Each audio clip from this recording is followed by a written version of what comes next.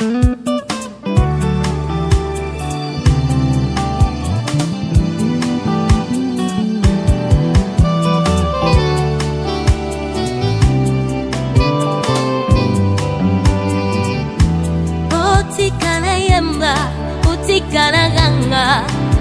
puna yebi nasana nyongo yako kumisa mokelinanga utikana yemba utikana kanga ngana yebi nasana nyongo yako kumisa mopesi nabo amutika.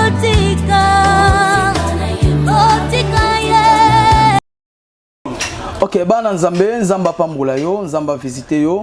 Nalingi seulement ata quelque temps ope sangaka litoi na yo.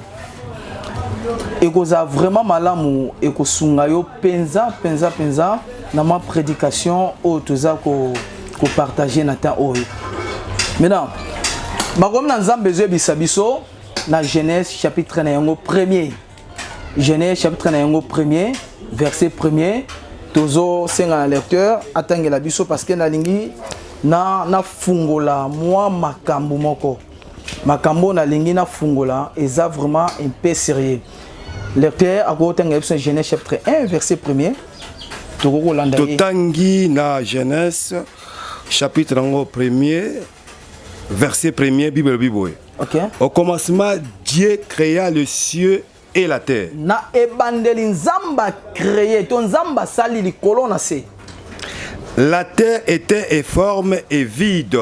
Mokile ezalaki na forme te. Ezalaki penza na forme te.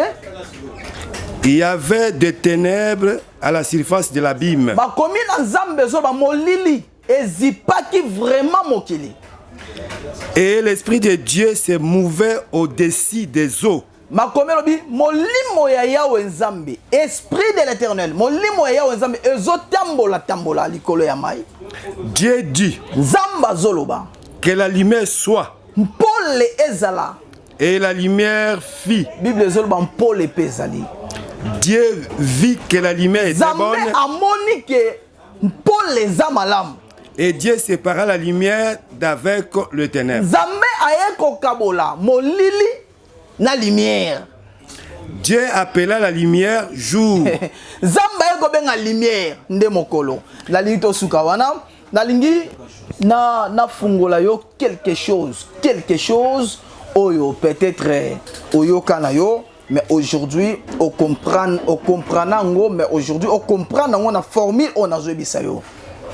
Bana na Nzambe Esprit de l'Éternel, c'est mauvais au-dessus des eaux. Dieu dit que la lumière soit elle la lumière fit. Zamba zoloba lumière ezala, pe lumière ezali. Et lorsqu'on a li na loba eza profonde, c'est un esprit. Na loba na bana na Nzambe au bazan église, esprit c'est la nature de tout être invisible. Esprit c'est la nature de tout être invisible mais existeur. Parce que la Bible zoloba molimo ya Yahweh Nzambe. Et monique mokileza na forme te. Zamba bandiko créa bandiko loba lumière ezala pe lumière Bible bi Paul pezali. Na lina biselo moko esprit nyonso toutes les sortes des esprits esprit o ba bengi esprit nyonso e créaka. Bana Nzambe molimo nyonso e créaka. Nengo tangaka Bible ke esprit de Dieu e bandiko créer lumière. Et pesi forme na mokilo yeba ke ata esprit moko songole vanda na nzoto na ote vanda na famille et créer déjà quelque chose na kata vie na yo na kuta na mwana moko bisinga bi prophète na lié déjà 150 personnes na lié 150 personnes maintenant na comprendre te nani oyo asalike nazala ndoki lelo nazwaki ndoki na volonté na ngate na mi poser ba question mono ana 10 ans mais allié 150 personnes ce que soit comme na 30 ans olia combien bana Nzambe mokilo est informé esprit de l'Éternel est pessi mokilo informé yaya ezana batu misusu na place bazwa formé ba koma informé comme mokili ndenge zalaka à cause de l'esprit familial. Et ça n'a pas tout à cause de kindoki a famille. Vina bangwe beba. À cause de la sorcellerie, ya ba koko, ba totem. Et baby ça ba via ba tebele. Til lelo, yana ba tumsu ba vanda na ba lia ba totem. Ba vanda na ba esprit moko satanique. Ba vanda na ba esprit de nuit. Maman nanga papa zolanda nga. Tant otolo ba na bi esprit nyonso e créaka quelque chose na via moto. Na linkolo ba ke na kati ya vie na yo mi poser question esprit nini o e konzaka vie nanga. Esprit nini o e manifestaka na vie nanga. Esprit nini o e vanda na libota nanga. Esprit nini o e zotambusa yo.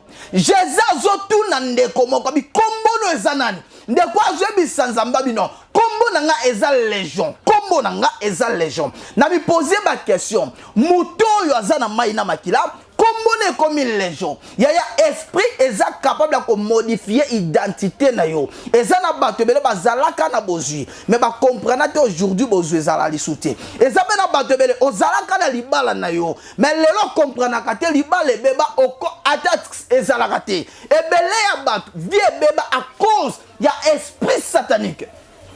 Maman, papa, ndeko zolandanga, Satan n'a pas créé aka. Satan a créé maladie na vie na yo. A créé pauvreté na vie na yo. A créé force maladie. A créé limitation. Na kuta na maman moko, aye papa na bondeli yo. Ya prena ndaku nanga. Maman ando sa na gouvernement. Na kepa maman na ndaku studio. Na bandi ko bondela na moni mwana la mama moto osalo boza mwana oyo mama bi papa pona nini c'est mobile no akufa bi oui mobile langa kufa e moto alia e mwana papa bino ba prophète boko makaka boye bo mona likamutala kaka boye bo mona boye oh mutu bo ndoki mwana na nyoko mina ye mwana o na botie na passe papa na yakufa ngane na bunda na teka nguba pona mwana oyo mwana yoki makele mwana la muki mwana talinga na biyaya bimisa mulangi oyo ti mama na yo mwana telabi papa so na bimisi mulangi ngana okufa mama yoki esali esomo mwana kaka na mire atielo bona mire abena mulangi na mama botie na kati mouvement nyonso mama wana zo sala na mulangi osala na mi poser ba question telle force ya ba esprit satanique a travailler na kati ya boma ya mwana azui via mama koti na mulangi na bisi mwana bi mulangi otofungola ngomana papa so to fungoli mama kufi na bi abo okuto kana kito bo mama jeudi papa ndeko zolanda nga mama yoki bongo mama esali somo mama komi olela abi prophète nazo kufa tangu natali mama na peksa mama mwana na tali nga bisi ngabi yo na butwa lelo na nyonga yo natali mwana tangu natali mama abisi ngabi yo na buta lelo na ko nyonga yo bande ona ngai tokomaki déjà 23h skona Kinshasa moi mpani moko ezaki ya courant place biso tozalaki molele ezali a senti présence à kubanga eye na bi mwana oyo a sacrifié déjà bato ebele do aokana nga na buta lelo na senti quelque chose e matinga zamba bi yebisa ye yope na buta lelo na nyongo na bi yope na buta lelo na ko nyonga yo mama li papa ni na bi abi onyonga nga pe buta lelo na onyonga ye na mi poser ba question na âge mwana na 8 ans mais alie bato ebele a plus ka bomi papa oyo a foutre les classes papa zo bimisa mbongo papa zo se soucier pona ye à cause ya esprit mama esprit nini e modifier identité na yo esprit nini e combattre ka vie na yo esprit nini e kabola kalibala na yo esprit nini o ezo modifier famille na yo famille boyo kanaka te so mi poser ba question bozala na bolingo tango bokola mais aujourd'hui bolingo ezate ezana bato ebele tilelo bayinana bango na bango oh ya liboso koma munguna na yo mama koma ndoki koko kukoloba te bakoko na Kinshasa bakoma bandoki donc famille beba mama mi poser question eloko nini bebi sa famille eloko nini kangi musala na yo eloko nini kanga mabota na yo benga prophète jeune plus 243 90 11 845 13 maman on a bondeli pona ye na prier pona mama o to na prier pona ye na fungoli bouche na moni pou bouche fungwami eloko batsaki liko mulange fungwami mais na moni pou eleli na moni mama kota za koyi esprit wana ya mama ebimi koto mwana za koyi na bandi ko bondela pona mama la muki na facilité na bondela pona mwana zwinga 5 heures de temps tant mwana la muki atu na papa na zawapi ta la force esprit et go kota na kata vino baby silibala après lobby on me posait ba question ni netinda kanga na sa makamba we ni netinda kanga c'était esprit diabolique na otolo ba esprit nyo se créaka me poser question na mutema na esprit ya mabe esprit ya famille esprit ya satana o combataka vino et créa déjà nini benga prophète Joël na kata vina yo to luka nzambe to kota na muzindo zamba visiter yo na lingi na tika yo na question oyo mi poser ka question esprit nini et modifier identité na yo et baby sa vie na yo et modifier vie na yo et baby sa famille na yo et baby sa libala na yo vie na yo za vie ko za lelo boité nzamba ebisa na ebisa mama mona kombo ya mama Jackie ozolandanga mama Jackie o mona mission oyo na sali yango caméra par to sala ba ki ba monter ba koti mais nzamba pesi message na nzela émission o nzamba ebisinga otoka bwana mobile na yo mobile no otoka bwana ye mobile wana komone za Brino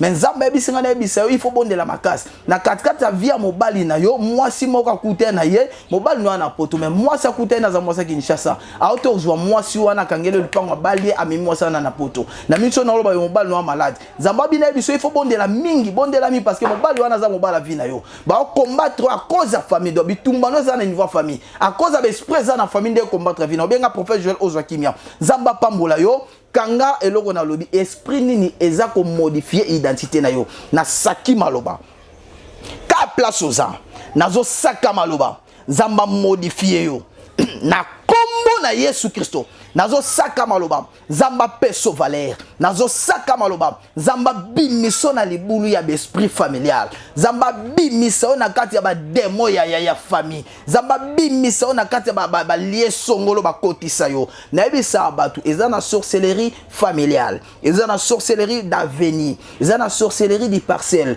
eza na sorcellerie communale et ça na sorcellerie nationale pe sorcellerie internationale mais na mouton comme na sorcellerie nationale et internationale délivrance na ye esenga ba vrai serviteur na oloba makambo eza vraiment mama papa yaya wana mwana zandoki wana mwana na problème benga prophète Joël to lukanzambe mwana bika na kata vie na yo ba démoni ni o ba kota ba modifier identité na yo eza ba démon musu baza ba démon international partout à kota donc mona eza même na RDC eza na soda mususu partout il faut azala c'est pour ça na monde za butu eza pe na esprit mususu partout il faut kota mais na zoe bisayo il y a un esprit moko o bazo benga esprit de Jésus Christ de Nazareth et so o benga Yehoshua Masia yango ezala nini elongolaka yango nazoluka pona yo benga prophète Joël nzamba bimiso na libulu wana nzamba bimiso na ba réclamation kande na oloba wa nzamba bikisa yo yo zana kondima nzamba visiter yo au nom puissant de Jésus Christ de Nazareth bolamo nzamba zaliko na yo na linga to partager seulement mokiem oyeba nini e modifier vie na yo nini e changer identité na yo benga prophète Joël to lukanzambe koto zali kangamis nazo prier seulement pona yo. Le Dieu d'Abraham, le Dieu d'Isaac et de Jacob, bolamu na yo et la ta via ba na yo. Seigneur, mama papa nde konyo so zolanda prophète Joël, Seigneur amona bolamu na yo. Papa maboko o utiliser kayango na volonté na yo yanga ite. Na poser yango koto ba nyonso bazolanda nga bazali, ba mona bolamu na yo ba vivre miracle au nom puissant de Jésus. Et yebana lelo que yo ozanzambe Yehoshua Masia le Dieu d'Abraham le Dieu d'Isaac et le Dieu de Jacob manifesté na kata via moko na moko lundi prophète Joël au nom du Seigneur Jésus-Christ de Nazareth amen Zambalola azali pambol na yo plus 243 91 845 13 ok bye Zambalola apambola yo